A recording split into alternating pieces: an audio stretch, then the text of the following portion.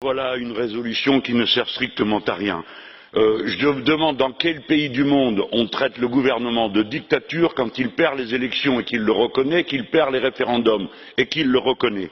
Dans quel pays au monde on est d'accord pour soutenir un opposant qui stocke chez lui des armes de guerre et des bombes? Si vous faites ça, alors préparez-vous à traiter de prisonnier politique n'importe quel terroriste que nous avons arrêté. Peut-être que M. Maduro aurait dû faire donner 1000 coups de fouet à cet opposant, parce qu'alors il bénéficierait du silence complice de cette Assemblée, comme vous le faites pour l'Arabie Saoudite, dont vous trouvez cependant le moyen de citer l'un des ressortissants qui est président de la Commission des droits de l'homme, oui, un Saoudien président de la Commission des droits de l'homme de l'ONU, pour montrer du doigt Venezuela.